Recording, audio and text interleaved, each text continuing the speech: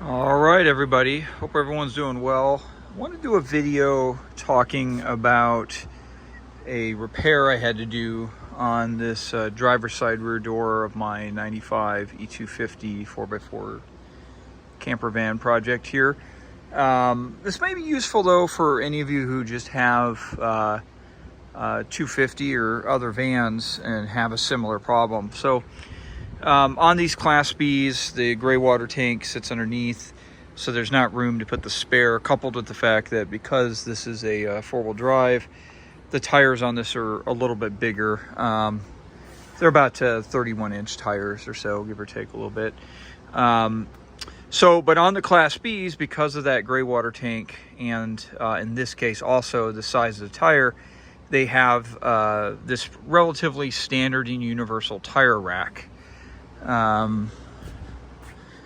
I got this on Amazon, and something this is a aftermarket reproduction, but something very similar like this was sold or was mounted on these vans to hold tires like this.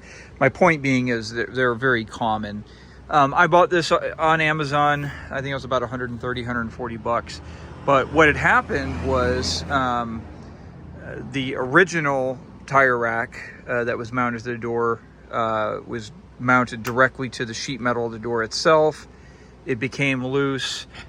This has this pretty sizable tire on here, and it actually ripped the metal. If I can find them, I'll post pictures right now through this video showing how it was torn. Up here wasn't super bad, but down here in this lower portion, which is in this right here, is the main bolt that goes through and holds this portion of the tire rack. This was completely, like, the metal was actually torn and deformed pretty significantly. And then over here, the same thing. There's two bolts here, and the metal had actually ripped. And as you guys can see right here, you can actually still see a portion of where the metal was ripped there. So my initial, when I first bought this van, my initial thought was I'll just look for another door and put it on.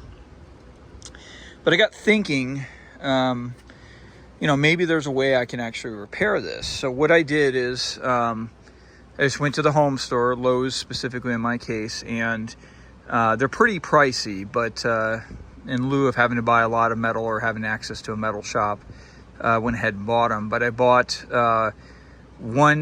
two sheets of bar steel, I guess you would call it.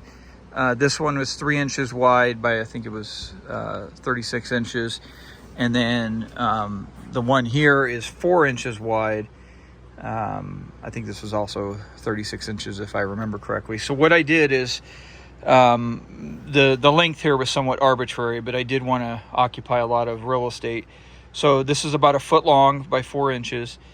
And I just simply cut it with a jigsaw with a metal blade on it. It actually cut through it pretty efficiently and just cleaned up the edges with the grinder. And then I just used these sheet metal screws, 1 inch, number 12, self-tapping. What I did do though is I pre-drilled the holes through this sheet metal here, or this metal bar. This is a 1/4 inch thick. I can't remember if I said that already. Sorry if I did. But I did drive the self-tapping screws into the sheet metal of the door. And I just did that all around. Number of bolts, I just tried to even it out, of course, but it's somewhat arbitrary. This one I made a little bit longer because the whole mounting surface here was completely messed up. But anyways, the short story is I didn't really know if this would work. And in lieu of getting a new door, which if this had already been a problem once, it's probably likely to be a problem again. Or, there are aftermarket companies. Luminous is one that I know specifically where this rear tire rack is actually part of they sell a whole bumper system. It's very nice, but I think it's also like $3 or $4 grand. That amount of money would be not far off from what my whole budget for this whole project was. So coupled with the fact that, it's nice, I'm not knocking it, I just didn't want to spend that amount of money, especially, you know, there was nothing about having a great big bumper on the back that made it worth it to me. So if I could fix this and use essentially the same factory design for this tire rack, that's what I want to do. So I put in these plates, I screwed them in, and then of course bolted the rack on. And I got to tell you guys, I'm really pleased with this, and it seems to be holding up fine. So now again, the steel that I bought was overpriced because I just bought a little bit of it at a home store. But even with that being said, I did buy the grade 8 bolts also, just because of the weight that this bears. So with the steel, self-tapping screws, and all the bolts and hardware and stuff, I think I spent maybe, I don't know, maybe like $80 or something. But this was a good fix. I mean, I don't know what a door would have cost if I would have found one, but it probably would have been, you know, I'm guessing at least a couple $100. So this was a nice alternative for my particular build. You could still open this door with it. Of course, the tire could hit the lens, and this is a well-known problem for people who have larger tires on here. But for my particular build, it's not really a problem. I don't intend to open the doors like this, coupled with the fact that there's no interference, and I could easily open up the passenger side door as it stands. So just some food for thought, guys. It actually worked out really well. It was a little easier than I thought, and I think it'll hold up fine. One final thing, obviously, this is bare steel, and you know, this door itself needs to be tuned up a little bit. So I am going to paint the door, and I'll paint these plate steel chunks and all of that kind of stuff at a later time.